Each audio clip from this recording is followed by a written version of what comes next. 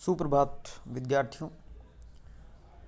आज हम इस ऑनलाइन क्लास में सुमित्रा नंदन पंत, जो कि एक प्रसिद्ध छायावादी कवि हैं, की रचना वाणी, जो एक कविता है, उसका अध्ययन करेंगे। वाणी भी पंत जी की प्रगतिवादी रचनाओं में एक है। छायावाद के बाद पंत जी पर प्रगतिवाद का भी प्रभाव पड़ा और उनके पल्लव, गुंजन इत्यादि कुछ छायावादी रचनाओं के बाद युगांत, युगवाणी के समान प्रगतिशील रचनाएं मिलती हैं। उसमें एक कविता है वाणी, और वाणी में पंत जी वाणी को संबोधित करते हुए पूछ रहे हैं कि मेरी वाणी कहाँ तक सक्षम है और मेरी वाणी विचारों को जनता तक किस प्रकार पहुँचेगी। उसको कवि वाणी से कह रहे हैं। यह कविता इनकी वाणी हम पढ़ेंगे। तुम वहन कर सको जन मन में मेरे विचार, वाणी मेरी चाहिए तुम्हें क्या अलंकार। वाणी से पूछ रहे तुम्हें क्या अलंकार चाहिए। भव कर्म आज युग की स्थितियों से हैं पीड़ित, जग का रूपांतर भी जनेक्य पर अवलंबित। तुम रूप कर्म से मुक्त शब्द के पंख मार, कर सको सुदूर मनोनभ में जन के विहार। वाणी मेरी चाहिए तुम्हें क्या अलंकार, चित शून्य आज जग नव नाद से हो गुंजित। मन जड़ उसमें नव स्थितियों के गुण हो जागृत। तुम जड़ चेतन की सीमाओं के आर पार, झंकृत भविष्य का सत्य कर सको स्वराकार। वाणी मेरी चाहिए तुम्हें क्या अलंकार। युग कर्म शब्द युग रूप शब्द युग सत्य शब्द, शब्दित कर भावी के सहस्र शतमुख अब्द। ज्योतित कर जनमन के जीवन का अंधकार, तुम खोल सको मानव उर के निःशब्द द्वार। वाणी मेरी चाहिए तुम्हें क्या अलंकार। तो वाणी को संबोधित करते हुए कहते हैं कि तुम्हें श्रृंगार की कहाँ आवश्यकता है, तुम्हें अलंकारों की कहाँ आवश्यकता है। अगर तुम इस जन जन तक मेरे विचारों को वहन कर सको, ले जा सको, मेरे विचारों का माध्यम बनकर वहाँ तक पहुँचा सको, तो तुम्हें अलंकारों की क्या चाहिए। तुम्हें अलंकार, हे मेरी वाणी, जो मैं लिख रहा हूँ या मैं व्यक्त कर रहा हूँ कविताओं के माध्यम से। कवि कह रहे हैं भव कर्म आज युग की स्थितियों से है पीड़ित। भव कर्म आज क्या स्थितियां हैं, युग की स्थितियों से पीड़ित है। भव कर्म यहाँ संसार के कर्मों से है या संसार के कार्यों से है। युग की अपेक्षा के अनुसार परिवर्तन होना चाहिए, लेकिन यहाँ परिवर्तन नहीं हो रहा है। और वह जो कर्म है, संसार की कृत्य है, वो पीड़ित है। जग का रूपांतर भी जनेक्य पर अवलंबित। जग का रूपांतर, संसार की स्थिति का जो बदलाव है या बदलना है, नए युग का स्वागत करना है, परिवर्तन लाना है, जग का रूपांतरण, जग का बदलना भी जनेक्य पर अवलंबित है। किस पर निर्भर है, किस पर है, जनेक्य पर, जनता की एकता पर। जन धन ऐक्य, जनता की एकता पर ही जग का बदलना, परिवर्तन होना जनता की एकता पर निर्भर है। कोई परिवर्तन लाना है तो जनता की एकता आवश्यक है। जनमानस को तैयार किए बिना परिवर्तन संभव नहीं है। आगे कवि लिखते हैं, तुम रूप कर्म से मुक्त शब्द के पंख मार, कर सको सूर मनोनभ में जन के विहार। वाणी से कह रहा है। यहाँ कवि वाणी को एक पक्षी समझ रहा है, पक्षी से रूपित कर रहा है। यहाँ रूपक अलंकार, तुम रूप कर्म से मुक्त शब्द के पंख मार। इस पक्षी के सिर्फ पंख होते हैं जो शब्द है, वाणी तो शब्दात्मक ही है।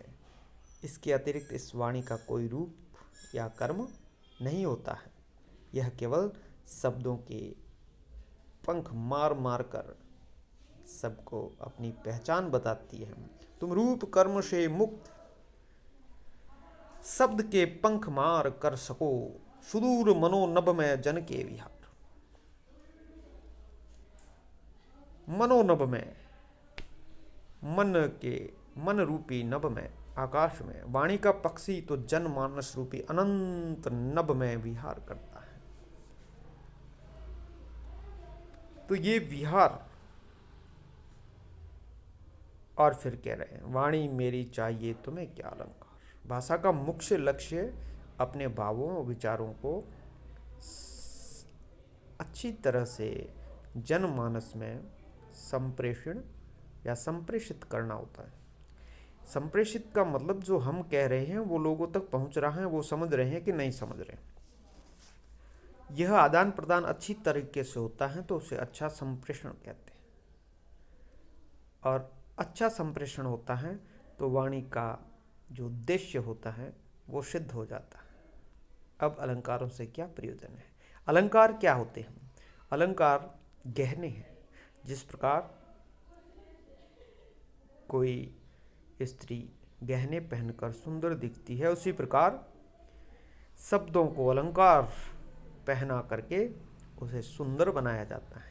कोई कह रहा है कि अब अलंकारों की जरूरत नहीं है, वाणी ही खुद सक्षम हो जब अच्छा संप्रेषण हो उसमें।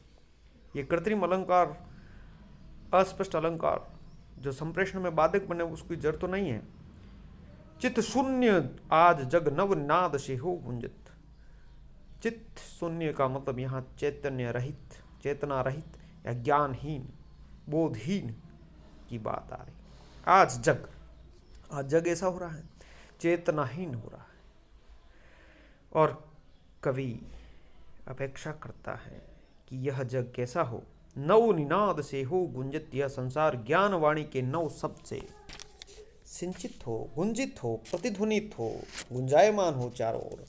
मेरी वाणी अज्ञान के साप से ग्रस्त जनता के लिए ज्ञान का वरदान लाए। यह कवि की इस वाणी से प्रार्थना है। मन जड़ उसमें नव स्थितियों के गुण हो जागृत।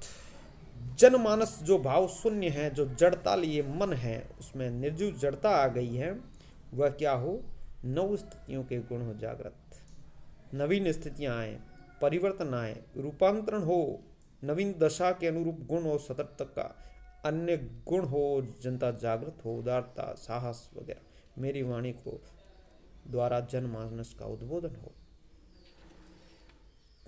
तुम जड़ चेतन की सीमाओं के आर पार।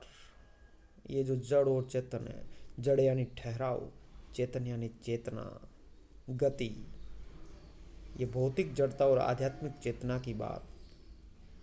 और इस सीमाओं के दूर झंकृत भविष्य का सत्य कर सको स्वराकार।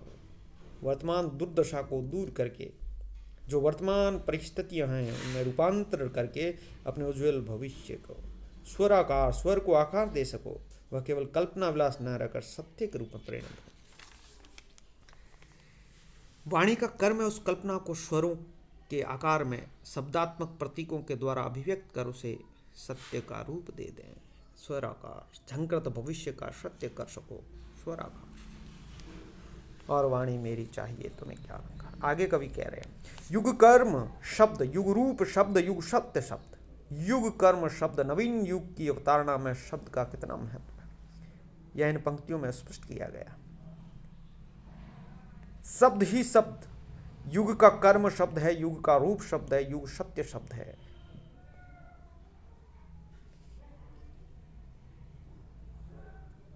भावी के मूक शब्द, क्या कहे, शब्दित कर भावी के सहस्त्र सत्य मूक अब्द, अब्द यानी वर्ष है, भविष्य का निर्माण करने वाले अव्यक्त शब्द।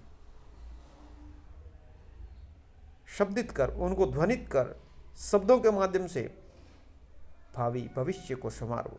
सहस्र हजार शतमूक अब्द कई ऐसे वर्ष गुजर गए, चुप होकर उनको ध्वनित करो, शब्दित करो। ये शब्द ही कर्म है, रूप है, सत्य है। ज्योतित कर जनमन के जीवन का अंधकार, जनमानस के अज्ञान अंधकार को हटाकर प्रकाश फैला दे।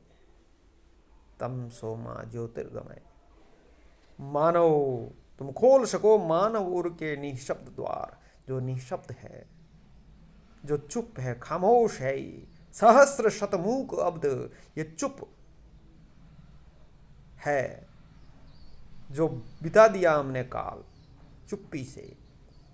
उनको ध्वनित करो, शब्दित करो और जनमानस के हृदय के द्वारों को खोल दो। तुम खोल सको मानव उर के निःशब्द द्वार। जो चुप है उस हृदय के द्वार खोलो। कौन? वाणी से कह रहा है कवि। मेरी वाणी यदि जनता के मन का द्वार खोल दे, जनमानस में नवीन विचारों को पैदा कर दे, तो फिर उसको अलंकारों से कोई मतलब नहीं है। अलंकार पहना करके उसको बोझिल करना है। अगर वह वाणी चेतना युक्त हो, वो अच्छी तरीके से पहुंच सके जनता तक, अच्छा संप्रेषण हो सके, तो यह मेरे वाणी की कोई आवश्यकता, अलंकारों की कोई आवश्यकता नहीं है। तो इस प्रकार इस कविता में खड़ी बोली हिंदी का प्रयोग हुआ है। वाणी शीर्षक से कविता, जो रचनाकार कवि वाणी को संबोधित कर कह रहे हैं कि अगर मेरी वाणी अच्छी तरीके से लोगों तक पहुंच जाए तो उसको गहनों से लादने या अलंकारों से लादने की कोई आवश्यकता नहीं है। इससे जो संप्रेषण है वो बोझिल हो उठता है। और इसमें अनुप्रास है, रूपक है, इत्यादि अलंकारों का प्रयोग हुआ है। और यह जो कविता है सूर्यकांत त्रिपाठी निराला के प्रगतिवादी विचारों की अभिव्यक्ति करती है। आज बस इतना ही। अगले कालांश में आगे की कुछ बची कविताएं जो आपके पाठ्यक्रम में शामिल हैं उसका अध्ययन करेंगे। धन्यवाद।